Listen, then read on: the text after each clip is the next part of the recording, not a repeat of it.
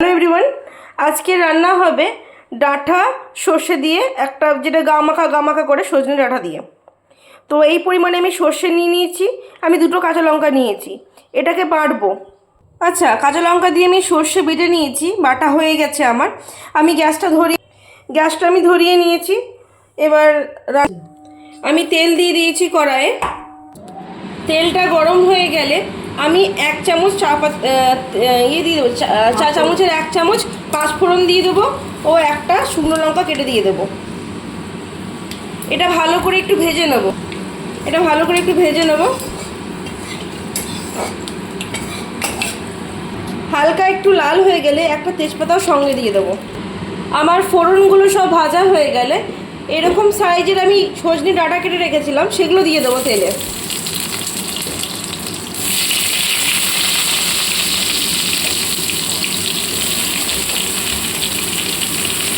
এবার এগুলো একটু ভালো করে ভেজে নেব।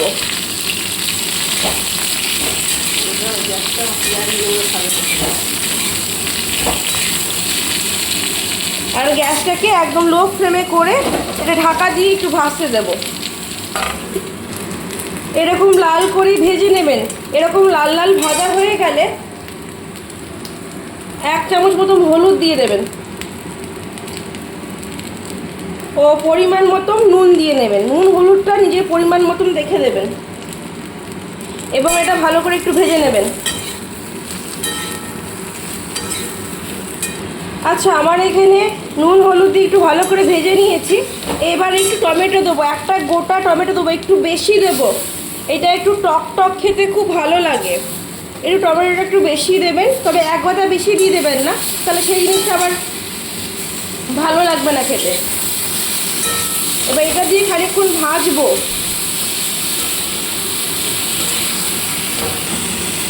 এবং এর সাথে একটু চিনিও দিয়ে দেবো, অল্প পরিমাণে একটু চিনি দেবেন। বেশি টমেটো দেবেন না, জাস্ট হালকা হালকা একটু টক টক লাগে, তো খেতে ভালো লাগে। টমেটো আর চিনি দিয়ে একসঙ্গে একটু ভেজে নিলাম। এবার এই যে সর্ষেটা বেটেছিলাম, সেই সর্ষে বাটাটা দিয়ে দিলাম। এবার এটাকে ভালো করে ভাজবো। সর্ষেটা দিয়ে একটু জল দেবো, ওই যেটা বাটির মধ্যে সর্ষেটা লেগেছিল সেটা দিয়ে একটু ভালো করে একটু ভেজে নিলাম।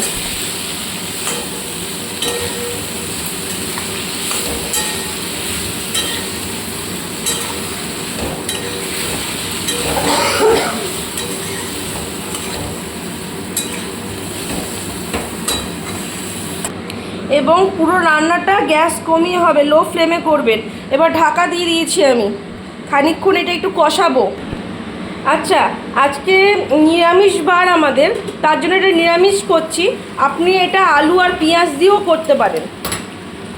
আপনি ডাঁটার সঙ্গে আলুটা দিয়ে দেবেন, একটু ভাজা হয়ে গেলে পেঁয়াজটা দিয়ে করবেন, দেখবেন ভালো লাগে। সেই রেসিপিটাও আমি একদিন দিয়ে দেবো। আজকে আমি নিরামিষভাবে শেখাচ্ছি।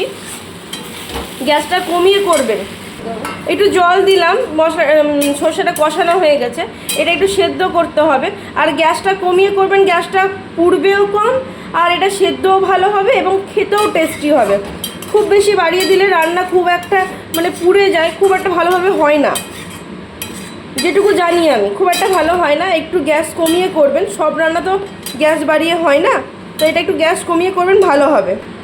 এবার এটা দিয়ে একটু ভালোভাবে ফুটতে দেবো। আচ্ছা, জলটা আমার পুরো শুকিয়ে যাবে, ঠিক আছে, একদম গামাখা হবে।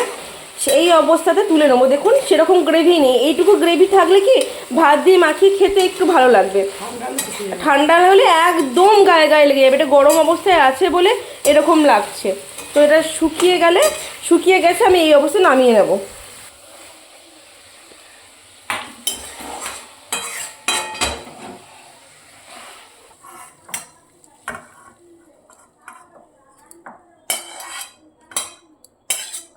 সম্পূর্ণ ভিডিও দেখার জন্য ধন্যবাদ।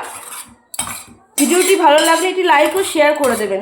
এইভাবে করে দেখবেন, রান্নাটি অতি অবশ্যই ভালো হবে, খেতেও টেস্টি হবে। দেখুন, যারা রান্না করেন তারা জানেন, দেখেই বুঝতে পারছেন যে রান্নাটা কতটা ভালো হয়েছে বা রান্নাটা ঠিকঠাক হয়েছে কি না। এটা খেতে সত্যিই খুব সুন্দর লাগে, একটু করে দেখবেন, বেশ ভালো লাগবে। Tata, bye bye.